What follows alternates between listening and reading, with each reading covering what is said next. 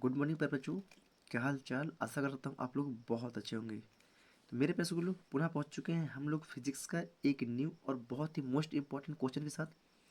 तो मेरे प्यारे स्कूलों आज का हमारा क्वेश्चन है रेडियो एक्टिव विघटन का नियम लिखिए, या इसी क्वेश्चन को बोल देता है मेरे प्यारे स्कूलों रेडियो एक्टिव क्षय का नियम। क्षय बोले तो भी वही है और विघटन बोले तो भी वही है। रेडियो एक्टिव विघटन, रेडियो एक्टिव क्षय दोनों सेम ही होता है ना। तो आप लोग इसमें बिल्कुल भी कंफ्यूजन नहीं होइएगा। तो आज हम पढ़ने वाले हैं रेडियो एक्टिव विघटन का नियम लिखिए तथा इसका सूत्र स्थापित करना है। तो इसका सूत्र का ज्ञात करना है मेरे पास बोलो एन बराबर एन नॉट या एन शून्य ई माइनस डेल्टा टी। इस सूत्र को हमें क्या करना है मेरे पास बोलो, इस सूत्र को हमें निगमित करना है, कहना है मतलब कि इसे हमें सिद्ध करना है, करना इसे हमें सिद्ध करना है। तो आप लोग क्वेश्चन को प्रॉपर तरीके से समझ जाइए कि रेडियो एक्टिव विघटन क्या है, नियम क्या है, रेडियो एक्टिव विघटन नियम क्या है तथा इसके लिए सूत्र स्थापित कीजिए n बराबर N zero E minus delta T. तो आशा करता हूँ आप लोग क्वेश्चन बहुत ही प्रॉपर तरीके से समझ चुके हैं। तो चलिए डायरेक्टली हम चलते हैं अपने इसके नोट्स कॉपी के नियम में। तो मेरे प्रश्न इसका नियम क्या होता है, तो इस नियम के अनुसार इस नियम का प्रतिपादन जो किया था तो उन्होंने क्या बताया था मेरे प्रश्न, हालांकि इस नियम को रदरफोर्ड और सोडी नामक वैज्ञानिक ने, ये दोनों वैज्ञानिकों ने ही इस नियम को प्रतिपादन किया था।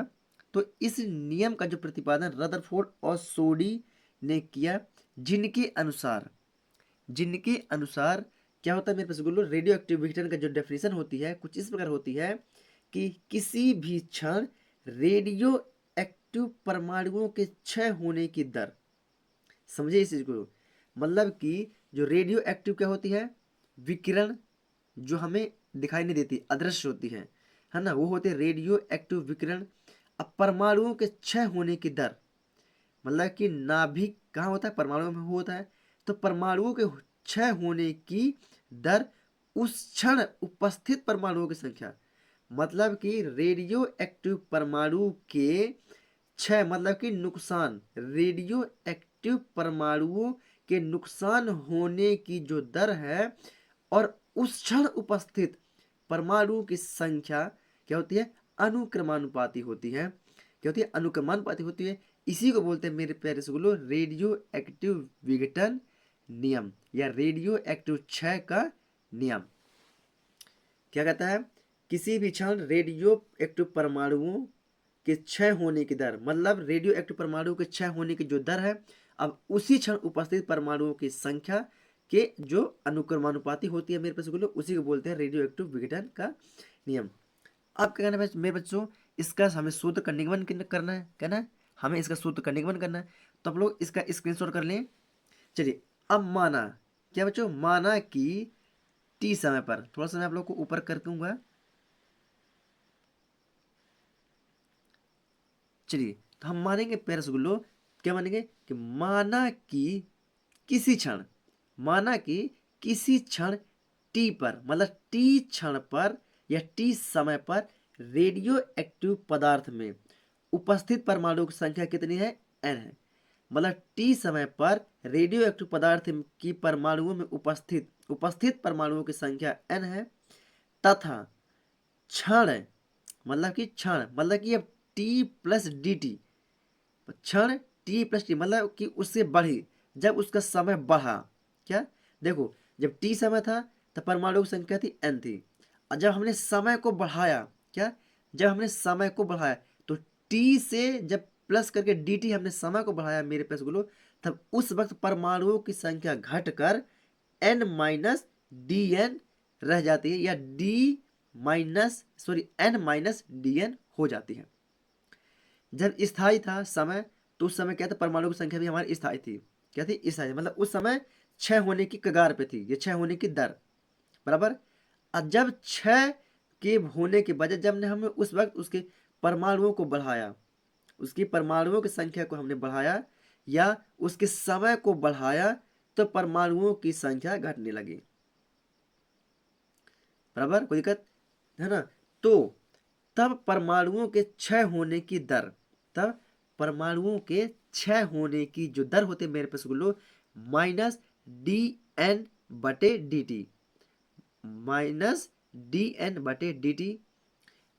अतः नियमानुसार, अतः नियमानुसार, तो नियम हमारा क्या बोल रहा था मेरे पास गुल्लो कि किसी क्षण रेडियो एक्टिव परमाणुओं में क्षय होने की दर और उस क्षण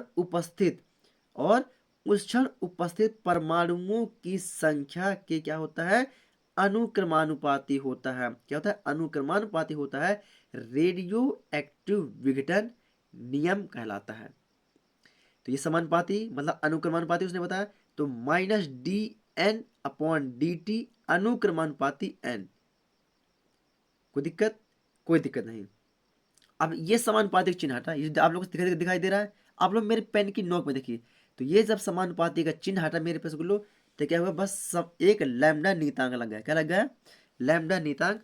चलिए थोड़ा सा मैं आप लोग को दिखाई दे रहा हूँ, है ना। आप लोग इसका स्क्रीनशॉट करते चलिएगा, है ना, बीच बीच में। चलिए आप लोग वीडियो को रोक के भी लिखते चलिएगा। तो जब मेरे पास गुल्लो ये समानुपाती का चिन्ह हटा, तो क्या लगा, एक नीतांक लैम्डा लगता है। तो जहां n एक अनुपातिक, जहां n एक अनुपातिक नियतांक है, क्या है, नियतांक है।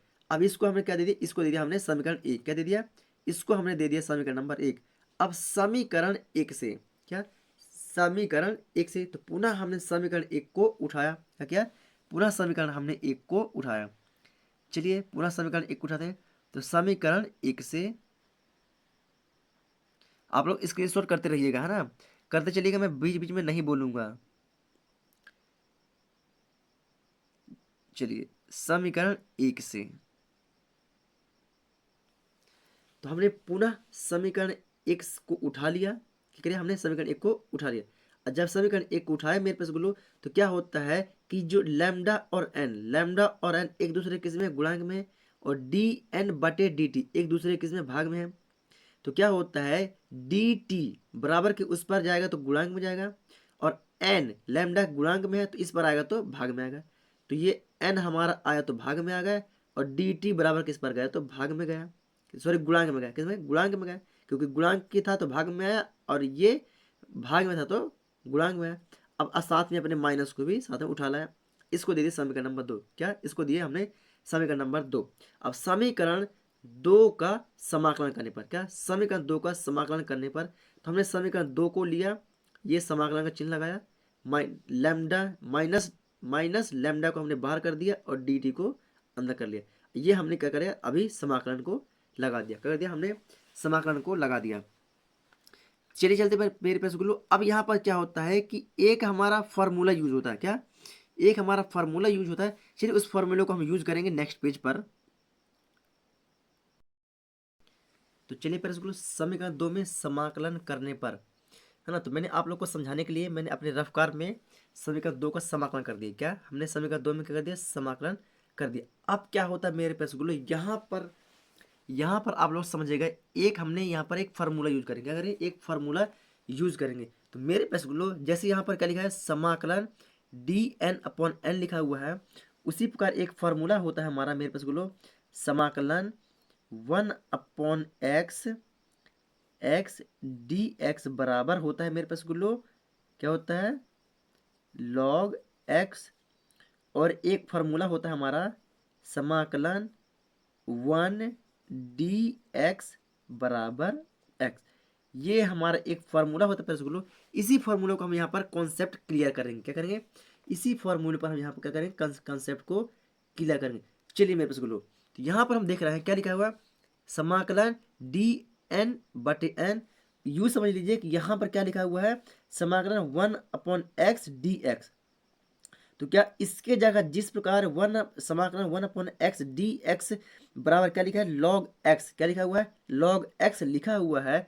तो क्या हम इसके जगह हम इसके जगह पर समाकलन को हटाने पर, इसके जगह पर समाकलन को हटाना मतलब ये क्या करेंगे, समाकलन को अभी क्या करेंगे, हटाएंगे। अब क्या करेंगे, समाकलन को हटाएंगे। तो जब समाकलन को हटाएंगे तो डी एन बटे एन इस फार्मूले के सिद्धांत के अनुसार, जिस प्रकार समाकलन को हटाया इसने, समाकलन हटाया 1 अपॉन एक्स डी एक्स के बराबर क्या लिख दिया, लॉग एक्स इसने लिख दिया।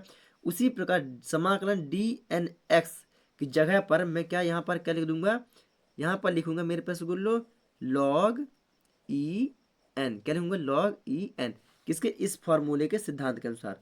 बराबर है तो बराबर, यहाँ पर क्या लिखा है माइनस लैम्डा समाकलन डी फाइव, यहाँ क्या लिखा है समाकलन 1 dx, तो यू समझ लीजिए जो समाकलन dx लिखा हुआ है वो क्या लिखा है लैम्डा समाकलन डी डी डी क्या लिखा है मेरे बच्चों डी टी लिखा हुआ है, क्या लिखा हुआ है डी टी, क्या लिखा हुआ है डी टी लिखा हुआ है।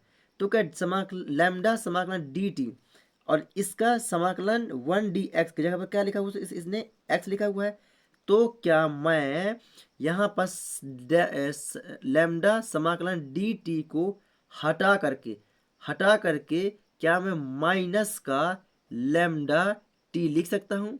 यस, इस फॉर्मूले के सिद्धांत से मैं जैसा समाकलन का चिन्ह इसने हटाया तो x लगाया, उसी प्रकार मैंने यहाँ पर समाकलन का चिन्ह हटाऊंगा और इस फार्मूले के सिद्धांत से यहाँ पर लैम्डा टी लिख दूंगा।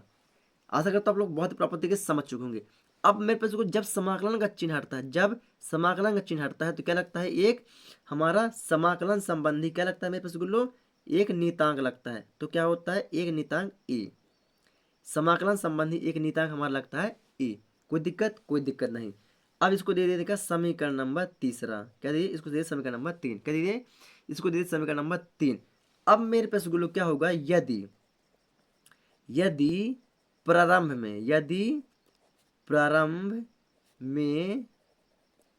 प्रारंभ में परमाणुओं की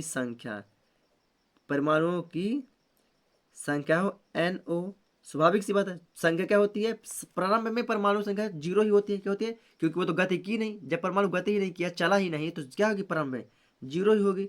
0 हो तो उसका समय भी क्या होगा 0। भाई जब परमाणु की संख्या 0 है, चलने की दिशा 0 है तो समय भी क्या होगा 0 ही होगा उसका, है ना। तो t बराबर 0 पर अब पूरा लेंगे किसमें समीकरण 3 से, करेंगे समीकरण 3 से हो तो समीकरण 3 से समीकरण 3 क्या है मेरे पास बोलो लॉग ई एन बराबर माइनस डेल्टा टी प्लस ए, यही है क्या, यस यही है। लेकिन मेरे पास बोलो यहाँ पर आप थोड़ा सा ध्यान देंगे, है ना।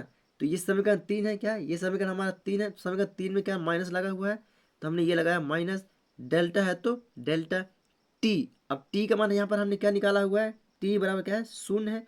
तो क्या मैं यहाँ पर गुणांक करके टी की जगह पर 0 कर सकता हूँ क्या, यस 0 कर सकता हूँ। तो मैंने यहाँ पर क्या लिखा था, यहाँ पर क्या लिखा हुआ है लैम्डा गुणे 0, क्या लिखा हुआ है लैम्डा गुणे 0 आया समझ में। तो माइनस लैम्डा गुणे 0, समझ गया बात को।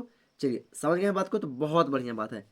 चलिए अब ये ए प्लस किस में प्लस में है तो ये मैंने कर दिया ए को किस में प्लस में, बराबर ये लॉग ई एन लिखा हुआ है तो मैंने लिख दिया यहाँ पर लॉग ई एन।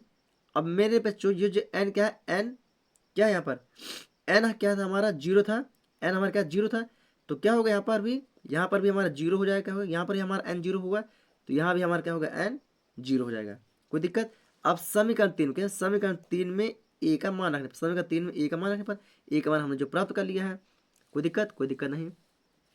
तब क्या बोलेंगे समीकरण 3 में ए का मान रखने पर, चलिए मेरे पास जो मान रख देते हैं फटाफट समीकरण 3 में ए का, चलिए मान रख देते हैं समीकरण ए में। तो समीकरण 3 क्या है लॉग ई एन बराबर delta T minus delta T plus A का मान क्या है यहाँ पर लॉग ई एन 0, यही है मेरे पास यस यही है हमारा मान। अब क्या होता है मेरे पास यहाँ पर हम देख रहे हैं लॉग क्या देख रहे हैं लॉग ई एन 0 किस में है प्लस में है तो बराबर किस पर आएगा तो माइनस में आ जाएगा। तो ये हो जाएगा मेरे पास log E N minus log E N 0 बराबर माइनस का डेल्टा टी। कोई दिक्कत मेरे पास बच्चों कोई भी दिक्कत आप लोग को नहीं होगी।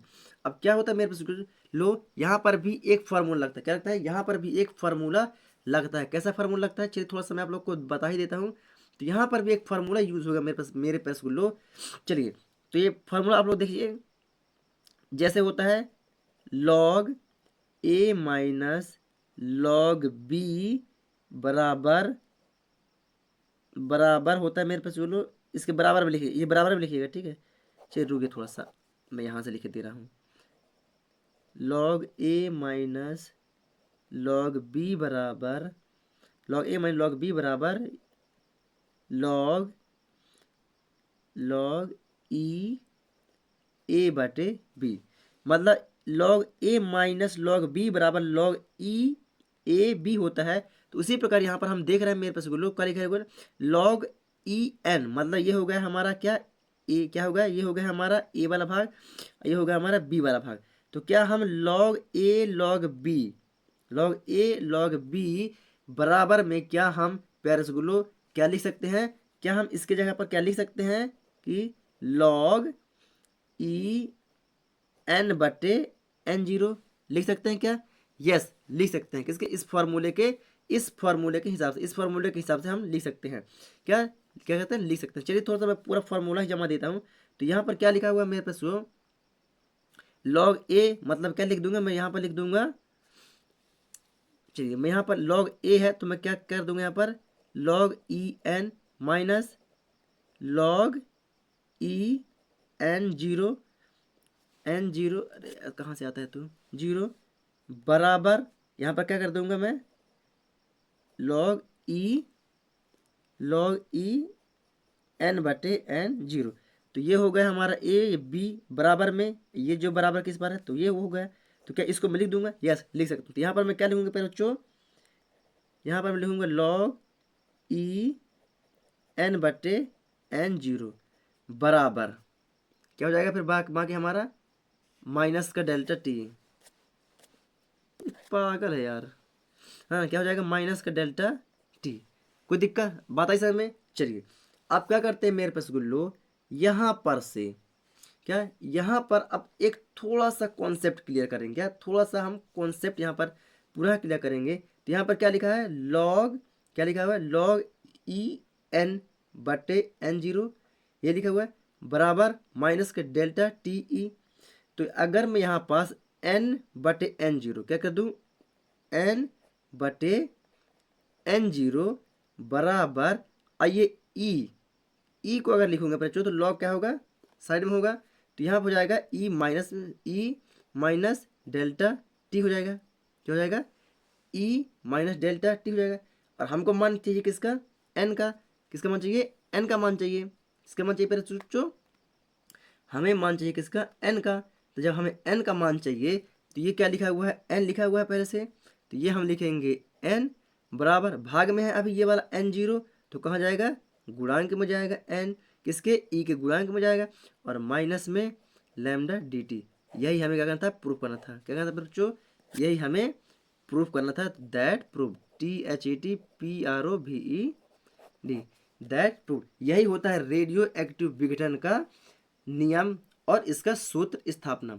यही क्वेश्चन में लिखा था। यस, हमने क्वेश्चन में यही लिखा हुआ था। चलिए बच्चों, तो आप लोग फटाफट यहाँ से स्क्रीनशॉट ले लीजिए समीकरण 3 से। जैसे हमने समाकलन का चिन्ह हटाया तो ये हमें प्राप्त होता है, ये समाकलन संबंधी नीतांक होता है, ये समाकलन संबंधी नीतांक है ना। तो समीकरण 3 में ए का मान रखने पर यहाँ तक आप लोग वीडियो को रोके प्रॉपर तरीके से लिख लीजिएगा। चलिए अब यहाँ से ऊपर से वीडियो को थोड़ा स्किप कर दे रहा हूँ मैं। चलिए तो आप लोग प्रॉपर तरीके यहाँ तक लिखिए, n बटे n0 बराबर ई माइनस डेल्टा टी। यहाँ तक इसके सॉल्व ले लीजिए फटाक से। और बस एक लाइन और बचा, बस सिर्फ ये इतना बस। तो मेरे पास वीडियो पसंद आई तो वीडियो को लाइक करें, चैनल पर नए तो चैनल को सब्सक्राइब करके बेल आइकन को दबा दें और वीडियो को ज़्यादा से ज़्यादा शेयर करें। मैं मिलता हूँ आप लोग को एक न्यू वीडियो के साथ, तब तक के लिए जय हिंद।